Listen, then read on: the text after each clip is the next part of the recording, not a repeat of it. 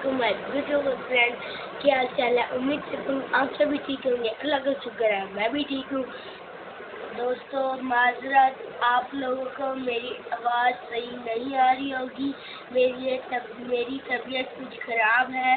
تو السلام علیکم دوستو، کیا حال چال ہے؟ امید کرتا ہوں آپ سب ٹھیک ہوں گے۔ جیسے کہ احمد نے آپ کو بتایا کہ اس کی آج طبیعت ٹھیک نہیں ہے، اس وجہ سے وہ زیادہ نہیں بولے گا۔ میں آپ کو ذرا بیان کروں گا، بتاؤں گا۔ میری کچھ دن پہلے طبیعت ٹھیک نہیں تھی، لیکن میں پھر میڈیسن لی ہے اور الحمدللہ پہلے سے بہتر ہوا۔ آج میں شب قدر کے بارے میں آپ کو بتاؤں گا۔ یہ بہت فضیلت والی رات ہے، جیسے کہ اللہ تعالیٰ نے دنیا میں ہر چیز کو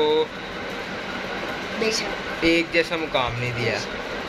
انسانوں کو جو ہے وہ جانوروں سے فضیلت دی ہے، اور پھر انسانوں کے اندر بھی پیغمبروں کو عام آدمی کے اوپر فضیلت دی ہے۔ پیغمبروں میں پھر آگے آپ صلی اللہ علیہ وسلم کو، حضرت محمد صلی اللہ علیہ وسلم کو دوسرے پیغمبر کے اوپر فضیلت دی ہے۔ اسی طرح پھر مہینوں میں رمضان کے مہینے کو سب سے زیادہ فضیلت دی ہے، اور پھر رمضان کے مہینے کے اندر تیسرے عشرے کو باقی 2 عشروں سے فضیلت دی گئی ہے۔ اور اسی طرح اس عشرے میں تمام 9-10 راتوں کو ایک ہی طرح نہیں فضیلت دی، بلکہ ان میں ایک رات جس کو لیلۃ القدر کہتے ہیں، ان کو باقی راتوں سے فضیلت دی گئی ہے۔ یہ جو رات ہے لیلۃ القدر کی، یہ بہت فضیلت والی انمول رات ہے ہمارے لیے۔ اس رات انسان اپنے گناہوں کی معافی مانگ سکتا ہے اللہ تعالیٰ سے۔ اس رات میں اگر انسان کی ایک نیکی باقی پورے سال کی نیکی کے برابر ہوتی ہے۔ ایک ثواب جو ہے انسان کا وہ باقی۔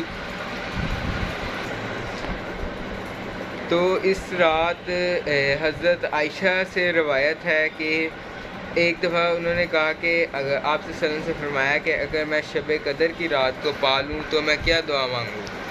تو آپ سے وسلم نے فرمایا کہ اللہ معافی کو پسند کرتا ہے، تو لہٰذا یہ دعا کر لینا کہ مجھے معاف کر دو۔ اس رات کہتے ہیں کہ اگر انسان جتنا مرضی گناہ گار ہو، جتنے بڑے گناہ ہو، ایک تو رمضان کا مہینہ جس کے اندر ایک نیکی جو ہے وہ پورے سال کی نیکیوں کے برابر ہے، اور اس مہینے کے اندر ایک ایسی رات جس کو اس مہینے کے اندر بھی ڈبل ثواب ملے گا۔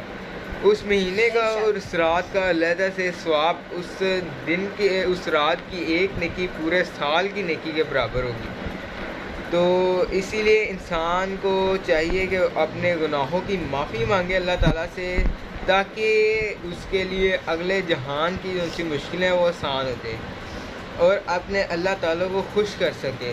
اپنے لیے جو دنیا میں لوگ کہتے ہیں کہ رزق کم ہے، ہمارے لیے مشکلات بہت ہیں، اور جو اپنے لیے نیک جائز دعائیں چاہتا ہے، کام چاہتا ہے، رزق چاہتا ہے، اس کے لیے کئی وظائف بھی ہیں، اور بہتر تو یہ ہے کہ اللہ تعالیٰ سے ان کی نعمتوں کا شکر ادا کرے اور اس سے اپنے گناہوں کی معافی مانگے، اور اس کا زیادہ سے زیادہ اس رات کو ذکر کیا جائے۔ ایسے ہی احمد صاحب؟ جی ایسے ہی ہے جی، میں تو بھی تسبیح کر رہا ہوں۔ احمد ابھی بھی تسبیح کر رہے ہیں۔ احمد کہہ رہے ہیں کہ میں بھی اللہ تعالیٰ سے ذرا اپنے گناہوں کی معافی مانگوں، جو میں تنگ کرتا ہوں گھر والوں کو، ہے نا؟ جی ایسے ہی ہے، ایسے ہی ہے۔ ایسے ہی ہے۔ بڑا تنگ کیا ہوا آج کل احمد نے۔ اس کو منع بھی کرتے ہیں ٹھنڈا پانی نہ پیو، پھر ٹھنڈا پانی پیتا ہے۔ دیکھیں اب اس کا گلا خراب ہوا ہوا۔ کھانسی بھی آتی ہے، تو میری بات آپ لوگ کو کچھ چینج لگ رہی ہوگی۔ اسی لیے ابھی آپ کو کہہ رہے ہیں کہ یہ ٹھنڈا پانی نہ پیا کرو، ابھی صحیح موسم نہیں ہے۔ آپ میں تسبیح کر رہا ہوں، تسبیح پھر ٹھنڈا پانی روک دے گی۔